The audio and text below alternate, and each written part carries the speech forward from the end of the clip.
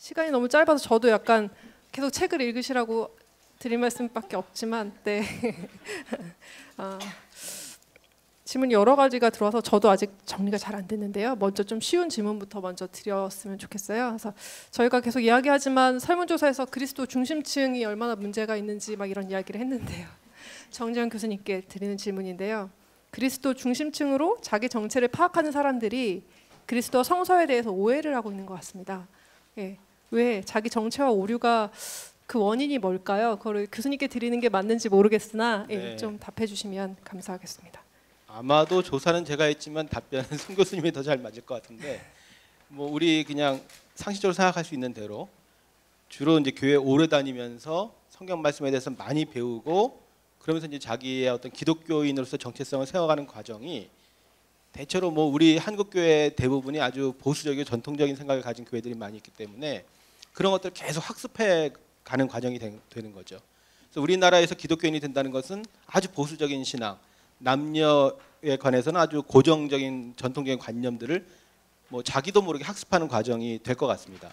그런 점에서 그리스도 중심층이라는 것 자체가 뭐 문제라기보다는 한국 교회 전체가 안고 있는 그런 한계들을 그대로 습득하는 과정이기 때문에 교회 오래 다니고 신앙심이 깊으면 깊을수록 점점 그런 식으로 더 동일시화해 나갈 수밖에 없는 것이 아닌가라는 생각인데 송 교수님 아마 더 잘 말씀해 주실 것 같습니다.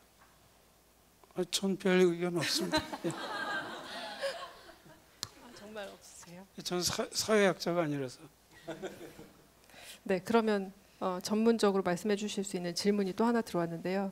여성 함수를 인정하는 근거, 인정하지 않는 근거에 대해서 좀 질문이 들어왔는데, 예, 그 제일 그 논의가 치열한 부분은 물론 이제 고린도전서 11장도 있는데 디모데전서 2장 11절부터 14절의 내용입니다. 그래서 거기에 이제 표면상으로 이제 보면은 그 여자가 남자를 주관하지 못하고 이제 가르치지 못한다 이렇게 돼 있는데 그 이유가 남자가 하와가 이제 나중에 짐을 받았고 또 그 사탄의 꾀임에 빠졌다 이렇게 돼 있는데 그것은 흔히 생각해도 표면적으로 해석할 건 아닙니다. 그러나 그걸 다 설명할 필요는 없고 어쨌든 상보론자들은 이제 그것이 아까 백성현 교수님이 얘기한 것에 의하면 그것이 이제 초월적으로 어느 시대나 적용되는 그런 내용이라고 그렇게 생각합니다. 그러나 이제 그 평등론자들은 그것은 이제 그 당시에만 한정되는 뭐 예를 들면 뭐 어떤 사람들은 뭐 그 당시에 이상한 이교적인 가르침이 교회 내에도 들어와 가지고 여성이 온 세상을 창조하고 여자 신이 창조하고 교회에 이제 그런 문란이 많았기 때문에 그래서 그러한 금지 조치를 취한 문화적이고 일시적인 거라는 거죠. 그러니까 그래서 오늘날에는 누가 어떤 여성들이 다 이상한 여신이 세상을 믿었다고 생각하지도 않고 그런 거 없는데 그게 왜 적용이 되겠느냐. 그래서 이제 그 해석이 그렇게 나눠지는데 제일 치열한 본문이 바로 거기입니다. 네, 질문에 좀 답이 되셨는지 모르겠습니다. 책을 참조하십시오. 네. 좀 질문들이 좀 겹치는 부분들은 좀 나중에 다루도록 하고요. 좀 먼저 또 들어온 질문 중에 하나는 백소영 교수님께 드리는 질문인데요. 교회 공동체를 새롭게 평등하게 만들어야 할 텐데 그렇다면 지금 있는 교회 공동체는 이분 용어는 어떻게 처리하면 좋을까요? 라고 하셨어요. 재활용이 가능한지. 그러니까 그 처리는 사실 그 공동체를 일단 마주보고 그 공동체가 가지고 있는 어떤 뭐라 그래야 될까요? 그 하드니스, 강팍함의 정도에 따라 다르다고 생각을 해요. 그래서 어쩌면 뭐 메리 데일리인들 떠나고 싶어서 떠난 건 아니라고 생각하거든요. 그러니까 저는 그 떠나서 자매들만의 공동체를 만드는 바로 그 지점도 하나의 옵션이 될 수 있다고 보고 있고요. 뭐 제가 선택한 옵션은 아니지만 그렇지만 그 처리의 문제를 이렇게 어떤 획일적으로 하나의 답으로 이야기할 수 있는 부분은 아닌데 실질적으로 가장 중요한 부분은 한 개인이나 아니면 작은 공동체로 그 큰 거대 조직과 싸우는 거는 기본적으로 너무나 많은 부정적 에너지를 가져오는 것 같더라고요. 차라리 그냥 이렇게 서로 그 긍정하고 그 어떤 대안적인 컨텐츠를 만들 수 있는 저는 그런 어떤 지지 운동 지지 기반 이런 거로부터 이제 시작하는 게 좋지 않을까. 그래서 그 페미니스트 모토 중에 하나가 너무 기운 빼지 말고 고립시켜라라는 예, 모토가 있는데 어떤 시대적인 흐름하고는 그게 꽤 괜찮은 전략이 아닐까 이런 생각이 좀 듭니다. 저한테도 질문한 거 아닌데 중불 나서는데 어떻게 그런 교회를 어떻게 처리하는 영어 단어가 도움이 된다고 생각해요. 교회가 처치니까 그냥 처치해 버리면 됩니다. 예, 곧 익숙해지실 겁니다. 네. 대답을 하시고 싶으신 것 같아서 그러니까 하나 여쭈면 이분은 그렇다면 가부장주의 이제 가부장적인 이제 제도로서 교회를 말씀하시면서 그럼 가부장적 관점을 가진 자들의 입장이 어떤지 이제 지금 발제를 계속 들으면 앞으로 가부장제는 소멸할 수밖에 없고 사실 사라지는 예. 과정 가운데 있는데 아직까지 여전히 가부장적인 시각을 가지고 있는 교회 내 목사님이 될 수도 있고 저희가 될 수도 있는 것 같고요. 실제적으로 그러면 이분들의 입장이 어떠한 것인지 질문을 하셨는데 과연 이들은 소멸하지 않고 계속 유지가 될 수 있을 것인가 이 질문을 하신 것 같아요. 혹시 교수님께서 발표를 아까 식사 전에 저희 같이 모여서 얘기했는데 저는 제 개인적으로는 딴 분들 제 논문 내용도 제가 읽었거든요. 그거보다 그때 개인적으로 얘기한 게 굉장히 유익했어요. 여러 가지 생각을 하게 만들고 다 이제 우리 정재환 교수님 늘 같이 이제 만나서 그래도 조금 아는데 두 분은 처음 뵀거든요. 그리고 뭐 개인 생활 얘기 처음 들었는데 상당히 이제 유익한 그런 점이 좀 많은데. 왜 제가 이런 얘기를 하는지 잘 모르겠지만 어쨌든 늙으면 자꾸 이렇게 뇌세포가 죽어가지고 질문이 뭐였죠? 질문이 잊어먹었어요. 가부장적인 입장들을 가진 사람들은 예. 그러니까 사실 제가 이제 속한 교단이 상보론의 대표적인 교단이거든요. 여성 안수를 이제 반대하고 이제 그런 교단인데 그 분위기를 아는데 거의 쉽지 않습니다.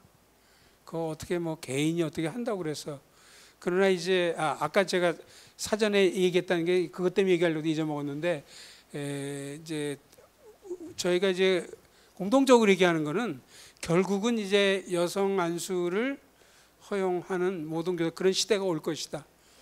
역사적 흐름은 그렇게 될 것이다. 거기는 이제 다 이제 동의를 해요 이제.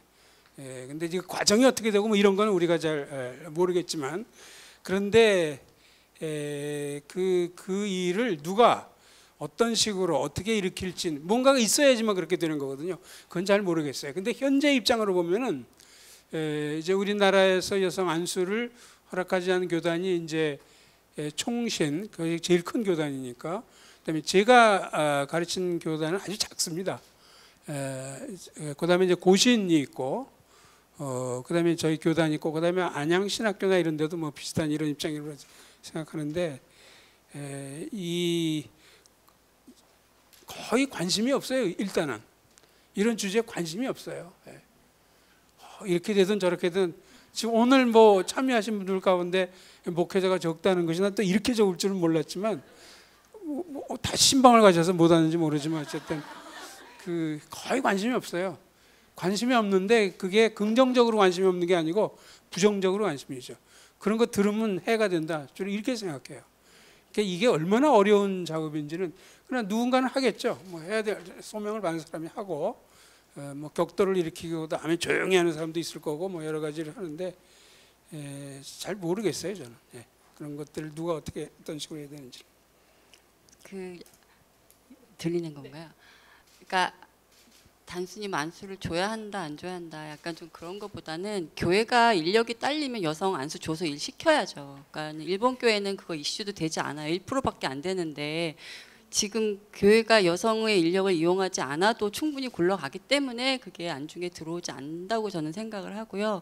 그게 이제 안수를 허용할 때 그러면 이걸 평등 이슈로 가져가서 허용할 거냐 아니면 기존에 일했던 많은 여성들의 그 노동을 그러니까 의미화해주는 차원에서 할 거냐 뭐 이런 식의 논의가 더 이제 중요하다고 생각을 하고요. 그래서 이걸 해야 돼 말아야 돼 뭐 이제 이렇게 가면 그냥 이제 하나의 또 어떤 의제만 이제 생기지 않나 이제 좀 저는 그런 생각을 하는 입장이에요. 그리고 가부장제라고 하는 게 저는 이미 그 말의 파워가 너무 많이 상실했다 좀 이렇게 보는 입장인 게 그 하나의 언어죠. 언어로 이제 우리가 예를 들면 저를 사모라 부를 때도 제가 어떤 전통적인 산모의 역할을 기대해서 저를 사모라 부르는 게 아니라 그건 하나의 언어예요. 저를 그렇게밖에 부를 방법이 없기 때문에 그걸 부르는데 프랙티스로 들어가면 굉장히 거기는 다양한 프랙티스가 있는 거예요. 그래서 그 알리 옥샤일드도 그런 얘기를 했지만 그 이제 여성들이 세컨 시프트를 한다 그러잖아요. 이제 밖에서 또 일을 하고 오면 집안일도 같이 해야 된다. 그랬을 때 보면 그 이제 노동자 계층의 남성들이 훨씬 더 사고는 보수적이지만 실제 생활을 보면 가사 노동에 참여하는 비율은 높다는 거예요. 자기가 그만큼 벌어오지 못하기 때문에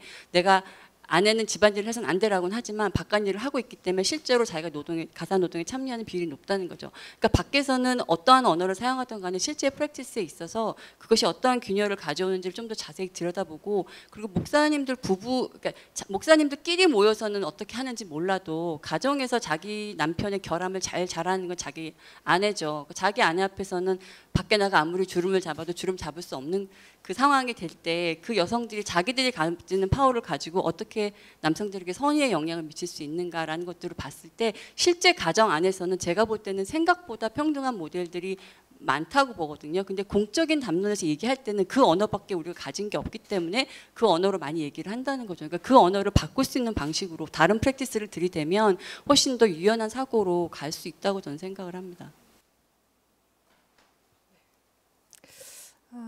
예.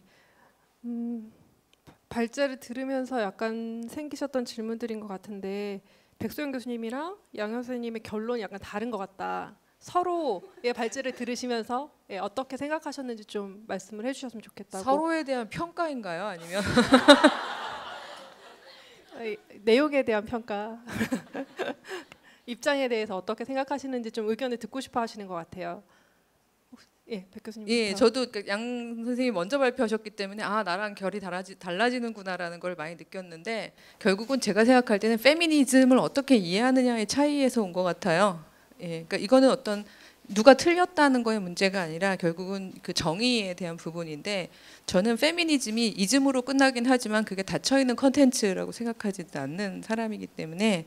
그러니까 소위 말해서 그게 어떤 그 지금 현재 대한민국에서 지배적인 부분은 제가 두 번째 패러다임으로 그 이제 큰 페미니즘 소개했던 그 여성의 어떤 그 여성성이라는 부분을 어떻게 말하면 더 우월한 어떤 한 특징으로 놓고서 어떤 그 가부장제를 넘어가는 이 문명을 만들려고 하는 페미니즘의 그 흐름이 사실 강하거든요.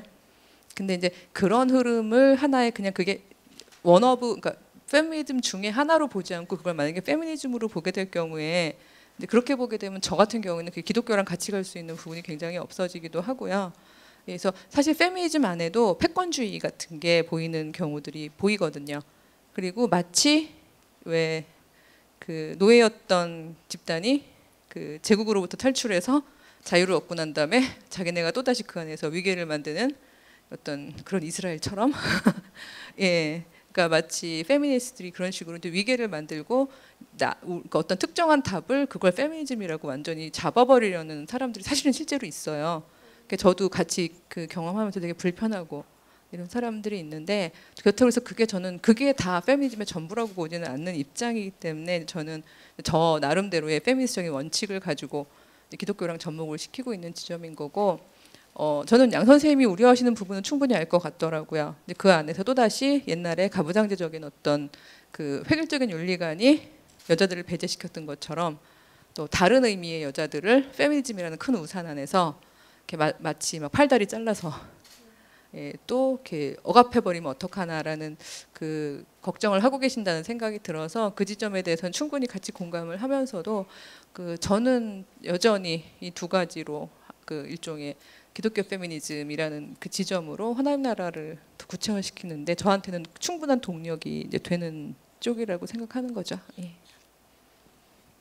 저는 약간 이제 그 뭐라 그래야 되나 페미니즘이 존재하는 이유가 있다고 생각해요. 그래서 그 페미니즘이 존재하는 이유는 제가 이제 간략하게 요약한 대로 확실하게 그 여성 억압의 원인을 규명하고 그거를 해소하는 방향으로 가는 게 페미니즘이 추구하는 바예요. 기독교는 그게 전부가 아니라는 거죠. 그래서 기독교 안에 문제를 해결할 때 우리가 페미니즘부터 참고할 수 있는 것들이 있지만 이거를 이렇게 하나로 결합시키려 갈 때는 어느 한쪽으로 이렇게 갈 수밖에 없는 어떤 그런 지점들이 생긴다는 거죠. 그러니까 제가 이제 그 봤던 연구서들에 의하면 항상 거기에 그 페미니즘의 이슈가 항상 이제 우선시 될 수밖에 없는 어떤 지점들이 나타나는데 그럴 때 인간 경험에 굉장히 다채로운 결들이 좀 하나의 이즘으로 많이 축소되는 것들을 봤고 그래서 어떤 레이블이라든지 그런 식으로 하나의 어떤 카테고리로 규범하게 하기보다는 그래서 이제 제가 이제 취한 연구 방법론도 이제 그런 건데 그냥 이제 삶의 경험들을 듣고 그 경험의 다양한 결들을 보여주면서 거기서 어떻게 이 사람이 자기 개인의 삶의 의미들을 추구해 갔는가 이제 이거를 보는 게 저는 지금 그러한 내러티브들이 훨씬 더 많아야 나중에 이론화 작업을 했을 때도 우리에게 어떤 데이터들이 있는 건데 그런 것들이 일단 충분하지 않기 때문에 섣불리 어떤 이즘을 가지고 와서 이거는 이거고 이거고 이렇게 가기보다는 일단 좀 더 많이 들어야 되지 않을까 그리고 그 듣는 방식을 잘 훈련해야 되지 않을까 약간 좀 그런 입장에서 얘기를 하는 건데 저는 그 만나는 지점이 없다기보다는 그 둘을 이렇게 합치시키는 거는 제 입장에서는 그거는 좀 왜냐하면 페미니즘의 역사가 기독교 역사보다 짧고 페미니즘이 답해줄 수 있는 거 기독교가 답해줄 수 있는 게 좀 다르다고 보거든요. 종교는 삶과 죽음의 문제를 다루는 거기 때문에 내가 페미니스트 의제라고 생각하는 것들을 충실하게 몰고 나가는 순간에 균열이 오는 인간의 경험들은 항상 있게 마련이라고 제가 생각을 해요. 그리고 또 한 가지는 이성애자라는 게 굉장히 중요하게 작용한다고 생각을 해요. 그러니까는 남자로서 길러진 남자와 내가 침실을 같이 사용하는 한 어떤 가부장제라고 하는 거에서 있어서 내가 그렇게 그 구조 밖에 서 있다고 말할 수 있는가. 물론 그 안에 잘못된 프랙티스들을 내가 충분히 지적을 하지만 내가 이성애자라고 하는 것들이 과연 내 페미니스트 프랙티스를 이것의 종식을 위해서 어디까지 끌고 갈 수 있는가 하는 거에 있어서 항상 좀 되돌아보게 하는 지점이 있고요. 페미니즘을 보통 이제 뭐 리버럴 페미니즘, 레디컬 페미니즘 이렇게 이제 가장 크게 굵직하게 저는 이제 보는 경향인데 그건 왜 그러냐면 리버럴 페미니즘의 이슈는 지금의 파이 자체가 문제가 아니고 이 파이에 여성이 없는 게 문제인 거예요. 그래서 여성들을 남성과 같은 주에 많이 집어넣는 게 이제 그게 문제 해결에 중요한 이제 지점이 되고 그래서 이제 여성도 안수를 받아야 되고 하는 거죠. 레디컬들은 이 파이 자체가 문제라는 거예요. 그러니까 그 파이를 바꾸기 위해서는 이 제도권의 밖에서 굉장히 레디컬한 선택들을 하면서 이제 가는 건데 그런 의미에서 레즈비언들이 하는 프랙티스들이 그 이성애자들에게 주는 어떤 그 중요한 시사점들이 있어요. 페미니스트 에틱스에 있어서. 하지만 나는 레즈비언이 아니기 때문에 내가 그렇게 레디컬이 되지 않는 이상은 나는 이 안에서 남성과 공존하고 살아간다고 했을 때 이 구조의 단지 특히 이제 기독교 입장에 봤을 때도 여기에 단지 많은 여성을 포함시키는 게 문제를 해결하는 거냐라는 데 있어서는 제가 동의할 수 없기 때문에 저는 이제 그 지점에서 이거를 같이 합치시키기가 힘들지 않을까라고 이제 생각을 하는 거예요. 패러다임을 나누는 방식에 있어서 지금 기본적으로 다른 것 같고요. 그다음에 듣다 보니까 종교 혹은 기독교에 대한 데피니션도 둘이 다른 것 같아요. 예, 그러니까 그건 여기선 저희가 뭐 누가 옳고 그르다고 얘기할 수 있는 게 아니라 매우 다르다라고 이야기를 하고 말겠습니다. 예, 저는 페미니즘 자체를 오늘 다루지 않아서 낄 차제는 이제 못 되지만 페미니즘뿐만이 아니고 이제 딴 여러 가지 이슈가 있을 때 그 복음주의자들이나 또 기독교인들이 견해가 완전히 항상 획일적으로 될 수는 없습니다. 여러 가지 견해들이 나타나게 마련이고 단지 이제 저는 뭐가 중요하다고 생각하냐면은 여러 입장들이 무엇이고 그 입장들이 왜 생겼고 각 입장들의 강점과 약점은 무엇이고 이것을 날카롭게 파악하는 것이 중요하다고 보는 거죠. 그러니까 그래서 이론적인 규명은 날카롭지만 그러나 완전히 신학사조가 다르고 뭐 무신론자랄지라도 같이 부둥켜 안고 서로 이해할 수 있고 서로 하나의 휴머니티를 셀브레이트 하는 이런 면에 있어서는 그런 면에 있어서는 소위 그 평화론자의 그 태도가 이제 필요하다 하기 때문에 오늘 우리가 처음부터 근데 이런 걸 다 계획하고 한 건 아니에요. 이 모든 책임은 비선실세인 우리 최 간사님이 다 한 거니까 제가 말은 소장이지만 저분은 대장입니다. 그러니까 근데 이제 하다가 보니까 이제 이제 이렇게 이제 된 건 사실이지만 그래서 그 서로 간에 혹시 차이가 있다 할지라도 그것으로부터 배우고 그러나 그 중에 어느 한쪽을 택하게 되겠죠. 그 주체성을 버리라는 말은 아니에요. 그러나 그렇지 않은 사람도 이해해주고 부둥켜 안을 수 있고 조금 불편하지만 함께 걸을 수 있는 이런 자세가 이게 꼭 패밀리 문제뿐만이 아닙니다. 뭐 창조진화 문제도 그렇고 동성애 문제 여러 가지가 있다고 그러는데 있다고 생각하는데 좀 딴 각도에서 제가 말씀드린 거. 예. 이왕 말씀이 나온 김에 좀 질문들이 겹치는 질문들이 있어서 좀 드리자면 페미니스트, 뭐 페미니즘 운동 뭐 이렇게 얘기하면서 결국에 페미니즘의 스펙트럼이 되게 다양하다라는 거는 모두가 동의하는데 그렇다면 교회에서 동성애를 옹호하는 쪽도 있을 것이고 뭐 반대하는 쪽도 있을 것이고 이제 다양한 이슈가 겹쳐서 들어오긴 하는데요. 이 페미니즘을 어디까지 받아들이고 어디까지 거부해야 되는지 예, 이분은 되게 심각하게 질문하시는 것 같아요. 동성애자와 교회는 어떻게 양립할 수 있을지 동성애자까지 저희가 여기서 다루긴 좀 어려울 것 같긴 한데요. 어디까지 받아들여야 할지. 기본적으로 페미니스트라면 네. 스스로 본인이 동성애자로 사느냐 아니냐와 별도로 페미니스트들은 동성애를 문제되는 성애라고 생각하지 않아요. 그거는 모두가 어떤 스펙트럼에 있는 페미니스트라도 그 부분은 같죠. 왜냐하면 이성애적인 그 모든 이 아까 891개를 얘기했습니다만 이 모든 개체 생명을 딱 둘로 나누었던 5,000년 역사에 대한 반발이기 때문에 이건 동성애에서가 아니라 그 성애 자체를 이 두 가지로 확고하게 나누어 놓는 틀 자체에 대한 거부는 분명하게 하고 있습니다. 그래서 어디까지 받아들여야 된다는 바로 그 지점에 있어서 이거를 다시 해쳐 모여를 하는 게 불편하신 분들은 그 부분은 못 받아들이시겠죠. 힘이 들어서. 근데 저는 저 같은 경우는 아주 짧게 말하면 전 이거를 한번 흩은 다음에 왜냐하면 가부장제는 끝났으니까 저는 사회학자로서 가부장제는 우리나라 대한민국 같은 경우에는 상징적으로 1997년에 끝났다고 생각해요. 상징적 해입니다. 그때 딱 하고 끝났다는 건 아니지만 더 이상 가부장이 즉 집안의 장이 아버지가 아닌 세상이 도래했거든요. 근데 그런데 다만 5,000년짜리 관성이 굴러가고 있는 중이죠.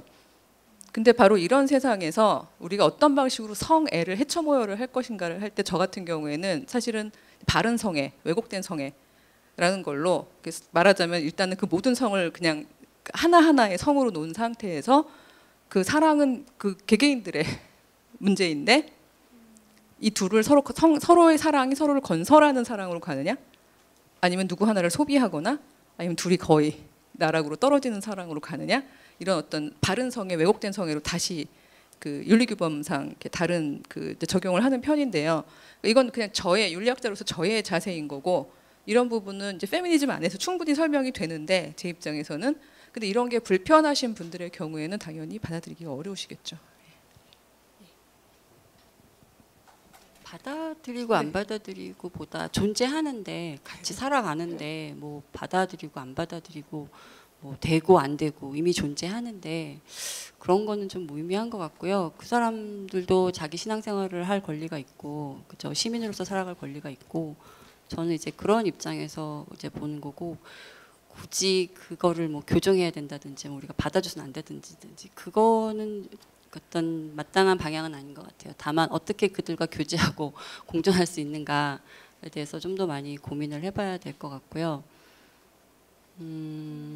근데 그 성애라고 하는 거는 플루이드하다고 하죠. 그러니까 100% 이성애자, 100% 동성애자 없죠. 누구나 어떤 스펙트럼으로 얘기를 하는 건데 한 가지 이제 분명한 거는 그래도 아직까지는 아이는 여자밖에 가질 수 없는 생물학적인 구조를 가지고 있다라는 데 있어서 그 성차라고 하는 것이 유의미하게 작용하는 게 단지 어떤 100% 어떤 동성애자, 이성애자 이런 문제라기보다는 아직까지는 기술적으로 여자의 자궁을 통해서 아이가 나올 수밖에 없다는 현실 그리고 이 아이들을 계속 우리가 양육하고 키워야 우리의 공동체가 지속할 수 있다라고 하는 어떤 현실적인 과제 앞에서 그러한 이제 논의들이 나오는 거고 기독교 안에서 이제 결혼 신학을 들여다보면 주로 이제 그 결혼의 어떤 의미도 그런 아이 출산의 의미에서 이제 많이 얘기를 하는 게 이제 그런 건데 태어난 아이를 어떤 환경에서 잘 키울 것인가 하는 어떤 그런 것이 공동체 존속과 연관이 있기 때문에 그거와 관련해서 아마 이제 기독교 보수적인 입장에서는 동성애 이제 결혼 반대를 할 때는 그 가정에 아이가 있을 수 없다라는 거. 근데 또 한편에서는 뭐 입양이 가능하다 뭐 이제 이런 이야기들을 하는데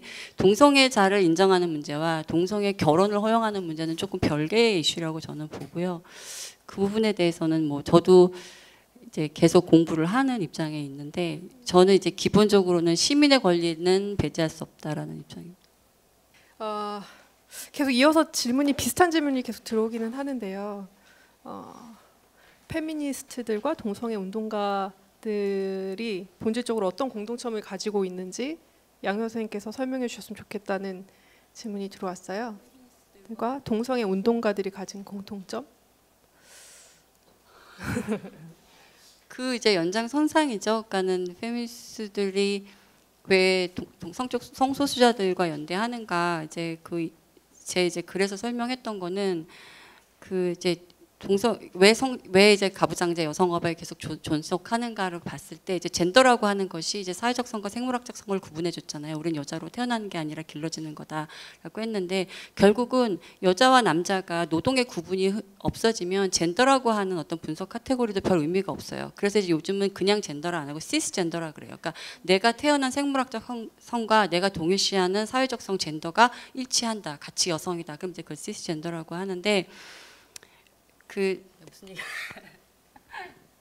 근데 이제 결국 이제 그래서 나온 이제 퀴어 이론으로 넘어가면 문제는 이게 이제 젠더의 문제가 아니고 처음부터 성이 두 가지로 존재한다는 게 문제라고 봤던 거거든요. 그러니까 이성의 규범 자체가 문제인 거지 여자가 여자로 태어난 것과 길러지는 것 사이의 차이의 문제가 아니다 이제 이렇게 되는 거예요. 그러니까 이성의 규범 자체가 문제가 된다는 거는 아무리 성 구분이 유연해진다 하더라도 결국은 거기에 차이나 차별이 존재할 수밖에 없다는 거죠. 그러니까는 결국은 여성 억압의 원인이 나중에는 이성의 범주 자체가 여성 억압의 원인이 된 거기 때문에 여성 억압의 종식을 위해서 운동을 하다 보면 당연히 이성애라고 하는 그 범주로서 사람들을 구분하는 것 자체가 우리의 억압의 원인이 된다라고 얘기하고 거기에 동참할 수밖에 없는 어떤 논리적인 흐름이 있는 거죠. 그래서 그게 이렇게 구별된 이슈가 될 수가 없는 게 여성주의 이론의 어떤 그 발달에 의하면 거기로 귀결이 됐기 때문에 그러한 두 가지의 성으로만 존재한다라고 하는 어떤 관 자체를 해체해야 비로소 여성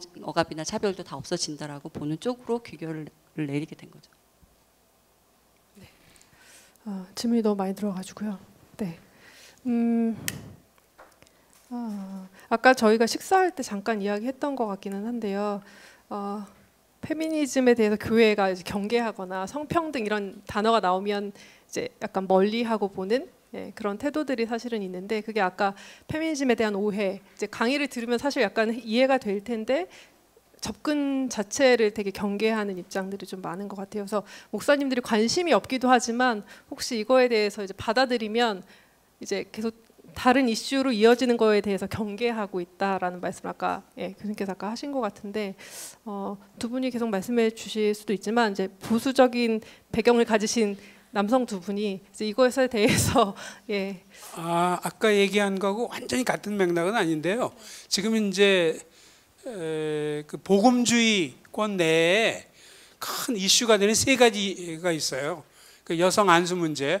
물론 이거는 이제 페미니즘이 더 근본이지만 어쨌든 여성 안수를 허락하느냐 안 하느냐 이 문제. 그다음에 두 번째가 유신 진화론에 대한 거예요.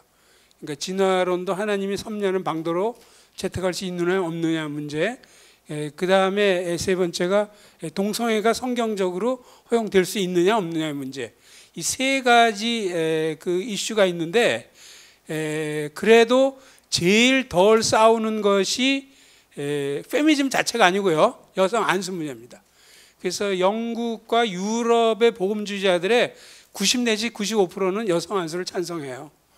근데 이제 미국의 복음주의자들, 특별히 서던 베프티스트가 아주 강하게 반대하고 있고 또 소수의 그 장로교들, 작은 교단들이지만 이런 데서 이제 여성 안수를 반대하지만 이제 그래도 이 이슈는 훨씬 덜 그 디베이트가 이제 일어나고 이런 그 다음에 이제 그거보다 조금 좀 더 심각하게 대치되어 있는 것이 유신 진화론의 이제 문제예요. 그래서 역시 유신 진화론도 유럽과 영국은 훨씬 복음주의자들 중에 유신 진화자들이 많습니다. 미국에 비해서 미국은 그 창조과학이 이제 생기면서 그게 많이 퍼졌기 때문에 훨씬 더 이제 소위 우리가 이제 아는 창조과학 입장이 이제 많이 퍼졌던 거고요.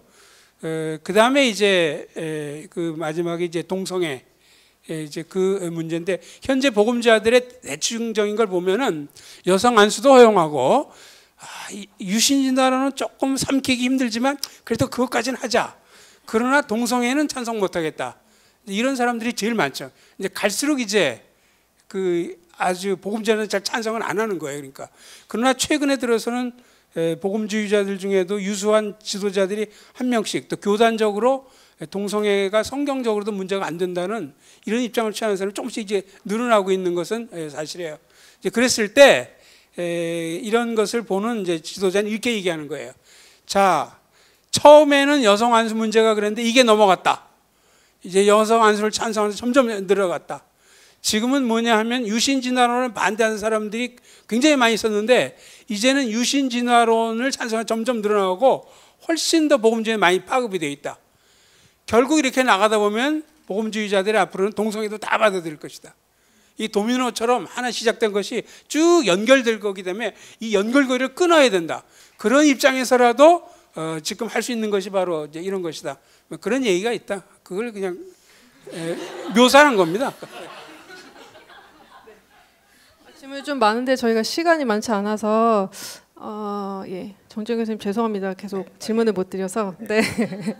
한 가지 질문은 레디컬한 페미니즘 진영에서는 이제 남성들을 설득하기보다는 투쟁하라 이렇게 얘기하는데 교회에선 이게 가능한 것일까? 기독교의 가르침과 배치되는 것 같은데 이분은 아마 교회 내에서 페미니스트로 사는 것 자체에 대한 부담, 설득하고 온건하게 참고 기다리기보다는 투쟁해야 되는 거 아닐까 이런 질문을 하시는 것 같아요. 그래서 교수님의 생각은 어떠신지.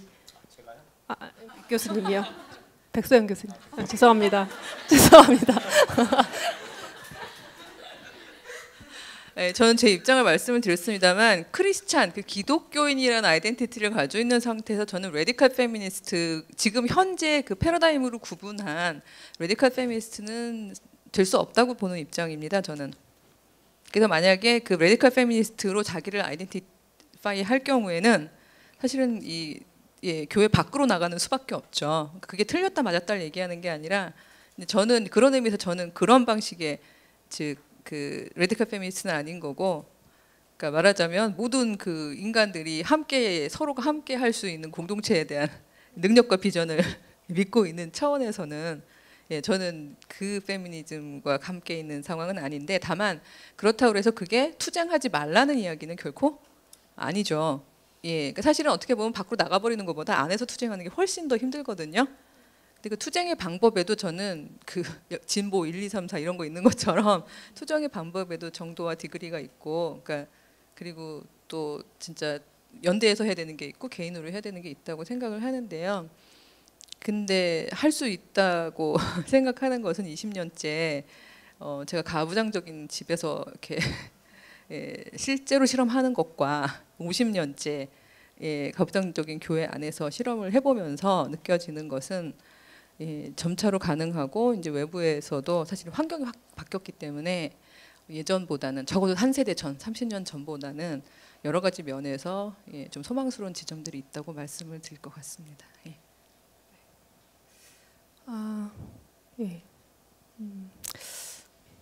질문 좀 아쉬우실 것 같긴 한데요. 모두의 질문을 다 드리면 좋겠는데 시간 죄송합니다. 한 가지 좀 질문 드리면, 이제 강의로 듣다 보니까 이제 한계도 있고 결국 책을 읽으셔야 되는 상황이 벌어지긴 합니다만, 이제 페미니즘적 시각을 가진 그리스도인으로서, 혹시 여성 그리스도인으로서 어떻게 살아야 되나 이제 고민도 많고 의문도 많은데 이제 좋은 참고 도서를 좀 두 분께서 소개해 주셨으면 좋겠다고. 이 책 말고요. 네. 혹시 기본이 되는 여성들에게 추천해 주실 것도 좋고요. 혹시 남성들이 돕기 위해 함께 살기 위하여 읽으면 좋겠는 책을 한 권씩만 추천해 주신다면.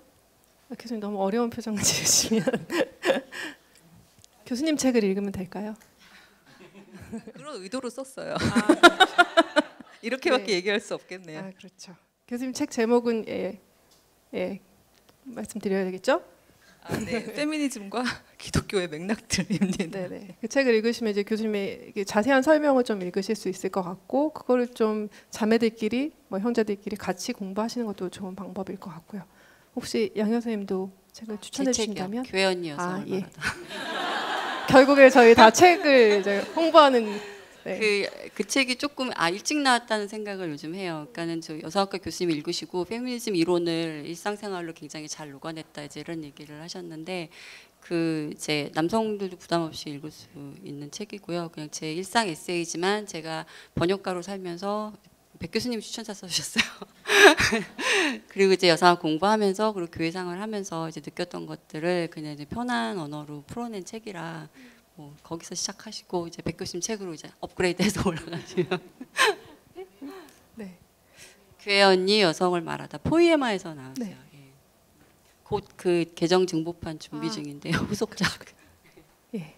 다시 북콘서트를 다시 한번 하는 거. 예, 좀 저도 좀 아쉽긴 한데요. 질의응답 혹은 뭐 다양한 내용들 더 많이 담아낼 수 있으면 좋겠는데 내 질문을 왜 안 해주냐라는 표정으로 보고 계시는 분이 계시지만 예, 아쉽지만 예, 한 가지씩만 더 질문 드리고 맞춰야 될 것 같은데요. 이제 교수님들께서는 네, 송 교수님이랑 정지원 교수님께서는 이제 한국에서 남성이시고 저희가 이런 피드백을 들었는데 왜 페미니즘 이슈를 다루면서 남성이 왜 둘이나 올라와 있냐 약간 이런 의견을 주신 분도 계셨어요. 그래서 너무 2대2로 맞추는 것도 아니지 않냐. 그래서 제가 어쩔 수 없이 사회를 보게 되는 상황들이 벌어지기도 했는데요. 예, 혹시 이제 두 분은 이제 페미니즘에 대해서 교회에 대해서 말씀을 해주셨는데 혹시 송 교수님께서는 비슷한 또래의 이제 남성들에게 좀 이렇게 하면 좀 우리 젊은 세대를 이해해야 되지 않느냐? 이제 페미니스트들을 좀 이해할 필요들도 있잖아요. 이제 이렇게 목사님들이 멀리하는 이유가 분명히 있을 텐데 교수님께서 혹시 이쪽으로 끌어들이시기 위해서 어떻게 한마디를 해주신다면? 교수님도 아직 안 오셨나요? 너무 죄송합니다. 네. 제가 끌어들이기 위해서 생각을 해본 적이 없어가지고 앞으로 생각해서 좋은 아이디어가 있으면 올리도록 하겠습니다. 예. 그래도 한마디만 좀 해주시면. 뭐 간단하게 이야기한다면 두 가지인데요. 그 세태를 파악해야 된다. 찬성하든 안 하든 세태를 파악해야 되는 의미에서 레디컬한 책들도 많이 읽어야 되고, 그러니까 저도 제 자신의 신학적 입장이 있지만 저는 가리지 않고 여러 가지를 많이 읽고 이제 그렇게 하려고 노력하는. 첫째는 이제 그거고, 그래서 세태를 파악하기 위해서 이제 그걸 읽어야 되고, 두 번째로는 이 아까 제가 설명하고도 이제 맞물려 있는데, 반대 입장 아니면 나와 다른 입장을 이해하지 않으면 자기 입장이 뭔지도 몰라요, 사실은. 그게 되게 우리 한국 교회에서 가르치는 게, 교회에서는 주로 설교를 통해서 드립하니까 이것만이 유일한 것처럼 이렇게 돼 있잖아요. 그렇게 하지 않으려면은 나와 다른 입장을 읽어야 됩니다. 여러 가지 입장들을. 그럴 때 내 입장이 좀 더 정교하게 되기도 하고, 고칠 것은 고치게 되고, 아니야말로 이제 패러다임 시프트가 일어날 수도 있죠. 늘 그런 위험성은 있는 거예요. 그런 위험성이 없이 우리가 뭐 하는 건 아니니까 그 두 가지 입장에서 꼭 하라 이렇게. 근데 목사들이 안 듣죠, 뭐. 그리스도 중심층이시라서. 네. 정지영 교수님께서도 혹시 설문조사를 하시면서 아마 네. 교회의 상황, 실태들을 보시면서 개인적으로 이제 만나시는 분들이 신학자들도 많으시고 목사님들 많이 만나시잖아요. 이제 결국에는 함께하는 성도들이 젊은 여성이기도 하고 되게 다양한 스펙트럼을 가지고 있는데 그들을 이해하기 위해서 목사님들 혹은 뭐 교수님들, 남성들에게 지금 이 흐름을 함께하신 상황 속에서 한마디 해주신다면, 네, 이 자리엔 없지만 네, 동영상으로 볼 거니까요. 네. 뭐 저도 이제 이 문제에 대해서 딱히 뭐 제가 연구하거나 한 거가 아니라서 이걸 특정해서 말하기는 좀 어렵고, 지금 송 교수님 말씀하신 건 거의 같은 생각인데요.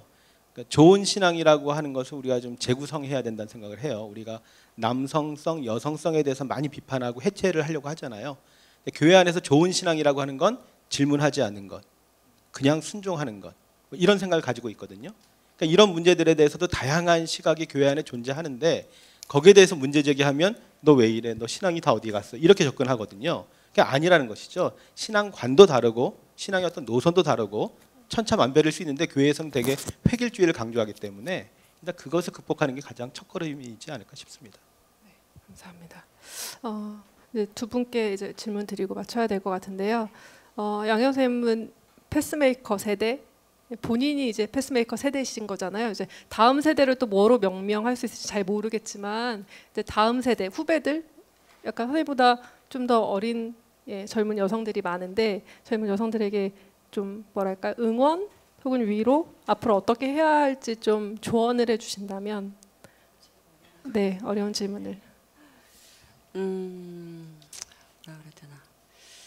여러분 자신에게 힘이 없다고 생각하지 않았으면 좋겠어요. 사실은 여러분 안에 굉장한 힘이 있는데 그 힘이 뭔지 스스로도 규명하지 못했고 명명하지 못했고, 근데 자기 안에 그 힘을 발견하면 그 다음에 이제 그 힘을 어떻게 내가 지혜롭게 발현할 것인가 이런 것들을 고민하게 될 텐데, 먼저 여러분 안에 이미 상당한 힘이 있다는 것을 믿고 그 힘이 잘 발현될 수 있는 길을 위해서 같이 의지하고 노력하고 지지했으면 좋겠어요. 교수님께서는 다른가요? 같은 걸로 같은 걸로. 하시겠어요? 네, 같은 걸로 생각하고 계셨군요. 아니 감사하게 양 선생님하고 이 지점에 있어서는 같은 이야기를 할 수 있게 되었는데, 똑같은 이야기를 저는 그 두 가지로 요약해서 얘기를 했어요. 그러니까 살아라라는 존재 명령을 지키면서 살아내고 그 힘으로 살려라라는 이 시대의 구원 명령에 응답하는 그런 젊은 크리스찬 여성들이 되시기를 바랍니다. 감사합니다. 좀 뭐 질의응답 시간 조금 부족하셨을 수도 있지만 나중에 혹시 시간이 되면 이렇게 뭐 쪽지를 보내서라도 받아서 좀 공유를 해드리는 걸로 하고요. 오늘 좀 긴 시간 또 일찍부터 오셔서 참석해 주셔서 감사드리고요. 책을 계속 사셔야 된다고 제가 말씀을 드려 죄송하지만 책이 실제적으로 이제 더 깊이 있게 다루신 내용들이 있어서 좀 참고하셨으면 좋겠는 뜻으로 드렸던 말씀이시니까요. 네, 그러셨으면 좋겠고요. 잘 돌아가셨으면 좋겠고, 이후에 이제 저희 자료집이나 동영상은 온라인으로 올려드릴 테니까 참고해 주시면 좋겠고, 보내주신 이메일로도 링크는 보내드릴게요. 참고하시고 나눠주셨으면 좋겠고, 특별히 이 자리에 안 오신 못 오신 목사님들, 아빠, 삼촌, 오빠 이렇게 같이 공유하셔서 좀 같이 나누실 기회가 되셨으면 좋겠습니다. 발제자들께도 박수해 주시고 서로에게 박수해 주시고 마치겠습니다.